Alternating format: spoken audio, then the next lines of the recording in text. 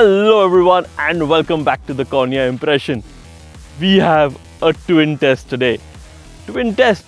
Well, technically they are 12 years apart, but they are the same car. Welcome to the world of the Porsche Panamera. Now, in 2010, Porsche launched something called the Executive Sports Saloon. Now, technically nobody else does an Executive Sports Saloon because this is a dedicated car towards a sporty driving experience and is a saloon car. It was a sales success. It is the third largest selling vehicle from Porsche globally. The first is the Macan, followed by the Cayenne, and number 3 is this car. So this was generation 1. This was where Porsche launched and got into the saloon business game. A lot of people did not like the looks of it, including some famous journalists. To that extent, it was highly hated upon for its looks. And it was very polarizing as well. There was a certain segment of the audience that loved the looks of the first gen Panamera and a certain segment that completely hated it. This is the current generation Panamera. It is Gen 3 and this is a post facelifted model. That means we have a new Panamera just around the corner. But what makes this car so special? What makes both of these cars so special? I'm going to take you through it right now. So let's go and talk about the looks. The design language is big and bulky. It's kind of taking a design language from the 996, 911 generation. It's a flow of that. If you see the design language of the 996, there are inputs of that into this. This is my personal take on it. Obviously, I've not verified it from Porsche, but when you see similarities like the fried egg headlights from the 996 over here, this kind of remind me of that. Going to the current generation, now this looks so much more sleeker. You can see the front end has become flatter, more sculpted, more aerodynamic, more stronger in personality. The headlights have become smaller but more functional and just so much more aggressive. It's more functional and more muscular as well. So what's new with the post facelifted Panamera? A new headlight cluster over here and this new DRL and fog light system over here. These two are the signature features in the front. The remaining front remains pretty much exact as the pre-facelifted one. Again, like I said, the look is pretty good. It looks aggressive, looks muscular, looks very sleek and aerodynamic. If you compare the height of both these cars, you'll be able to see that the Gen 1 looks so much more bigger, broader, bulkier, and like I said, fatter in compared to this muscular, athletic, trimmed down, ripped current gen Panamera. Imagine a person on the heavier side decides to go out and say, look, I want six-pack abs, I want to look good, and goes and works out in the gym. This is what the Gen 1 looks to Gen 3. It just looks like a sleeker, leaner, more evolved, functional machine. Let's talk about the sides. Talking about sides, you all can see the height difference in both the cars. Then you can see the sporty coupe-like profile over here. Now, this was one of the first few cars to actually come up with this kind of style language and a hatchback boot as well. This again has evolved into that. So let's go take a look at the current gen Panamera. Look at this, how this has become so much sleeker, so much flatter. The rear haunches over here, you can see that that's more rounded. This has become more sculpted. It's just become so much more aerodynamic. It lets airflow much smoother over the car, making the car faster, perform better, and just handle so much better, and more than anything else, look cooler. Now the standard tire size on the new Panamera are 20 inches. You can go up to 21 and 22. These are 21 inches. These vents are functional and are signature design languages of the Panamera. They were there on Gen 1, Gen 2 and Gen 3. Any angle that you look at the Panamera, you know that it is a Panamera. You cannot mistake it for any other car. You might get confused in which version or which generation it is, but that's no big deal. In the end, it is a Panamera. Let's talk about the rear of the Gen 1 Panamera. Now, this has not aged as well as the front and the sides. This did not look that good even at launch. So it looks really fat. It really looks portly, from this angle, you can live with it. Honestly, you can, because it's still not that bad looking. But when you compare it to that, it definitely doesn't look the part. But the rear still is okay. It's functional. It's got the hatchback style. It's got the sporty coupe-like profile and an inbuilt spoiler which you can raise by a press of a button inside. Now this is a Panamera S, and the owner went all out in speccing this car. So it has a sports exhaust, special trim and special interiors and everything that they could throw at it. So this is a highly spec car, and the owner's been driving this since day one. It still belongs to the same owner. It's a single owner car, and it's been maintained with the dealer from day one. So this car actually drives very well. Let's go talk about the modern car. So talking about the current generation Panamera, look at this. Now this is beautiful. Look how it has evolved.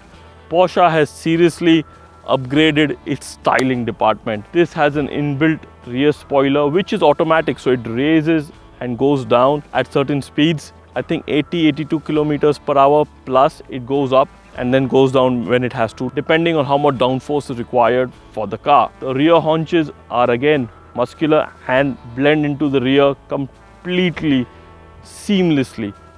This is what Porsche should look like. This looks amazing. Now this is a single rear LED light bar, single piece. That's complicated to make, and it has the signature rear modern Porsche look with a 3D lettering. I really like this styling of the modern Panameras or any modern Porsches. It also has a sports exhaust which is optional. Now this is a car which is mid-spec, so it doesn't have all the bells and whistles like that car, but it has enough to make your daily driving beautiful.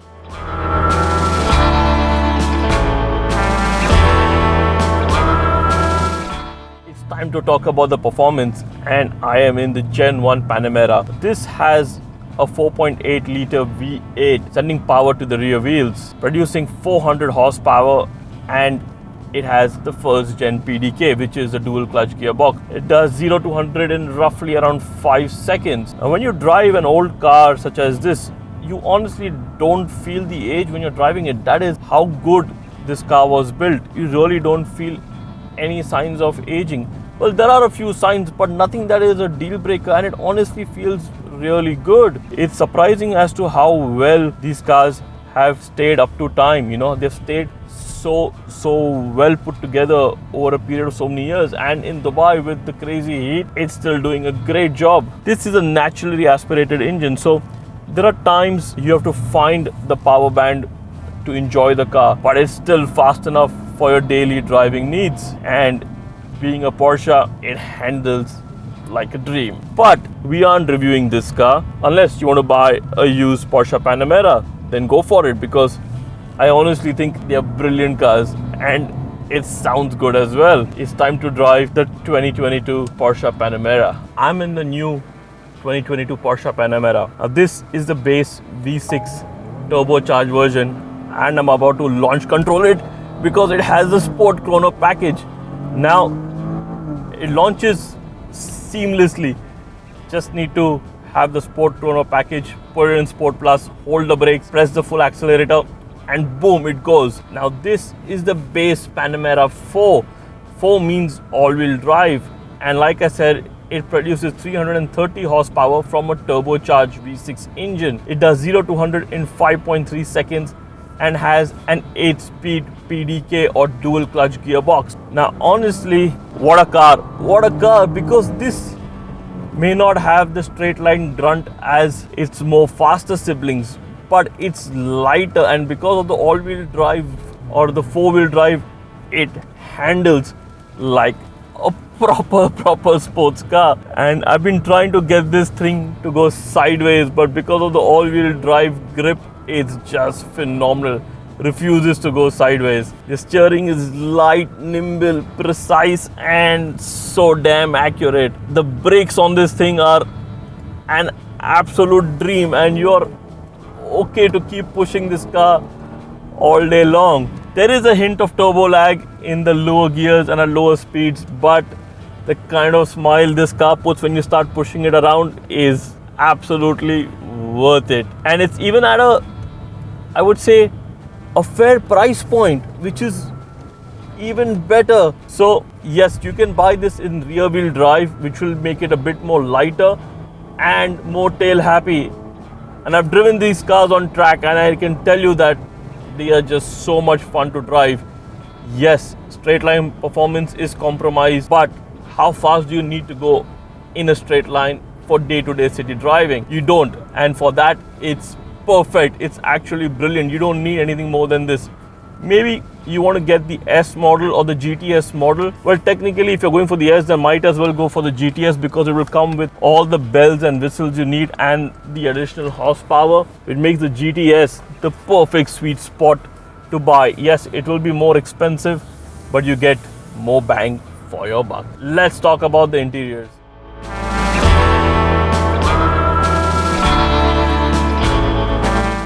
This is the interior of the Gen 1 Panamera, and I have to say, 12 years down the line, it's still a great place to be in. Porsche knows a thing or two about designing cars. Steering wheel is a bit chunky, but still well built, solid. Everything feels so good in this car. The leather feels immaculate and so good to touch. This is premium leather as well, so it's very, very expensive to replace. Believe me, I know that. Now, one of the interesting bits of this car was all the buttons over here. A lot of people complained about all the buttons on the center console. Kind of reminds them of an aircraft, but I honestly love it. I love how this looks. I fell in love with the center console of this car from day one. Honestly, no complaints for me. Yes, I know it can get a bit complicated for others, but I love it. Let's talk about the rear of the first gen Panamera. For an individual, it's good enough.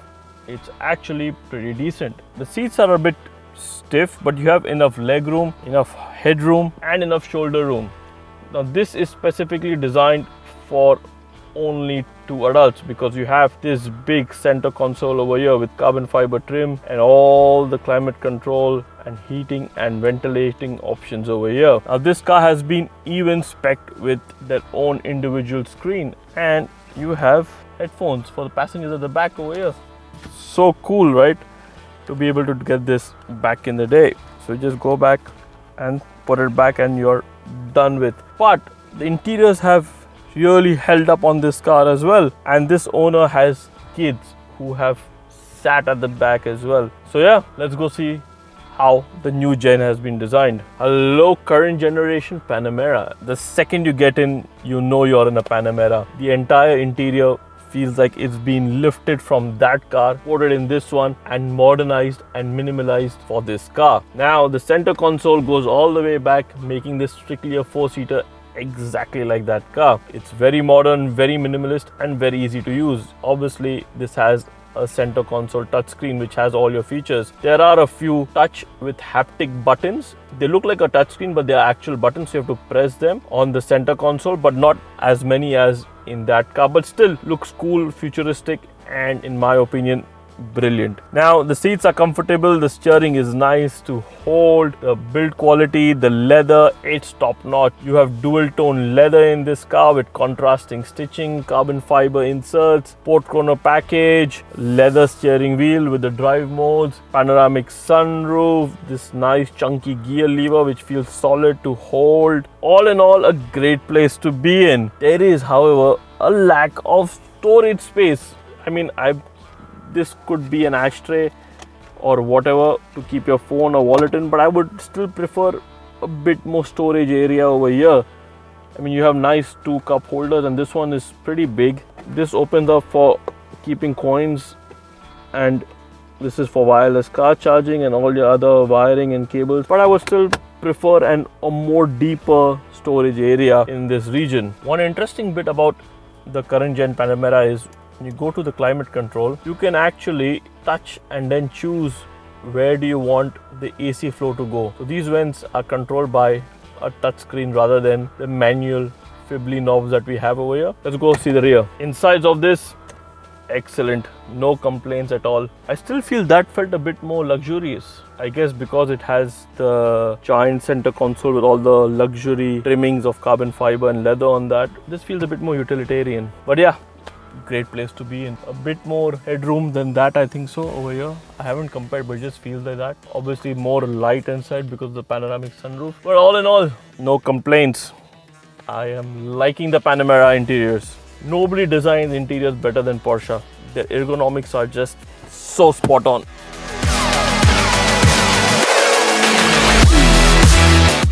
It's time to talk about pricing. Now this car starts at $100,000 or 373,000 dirhams. This particular car with all the options is priced at 462,000 dirhams or $125,000.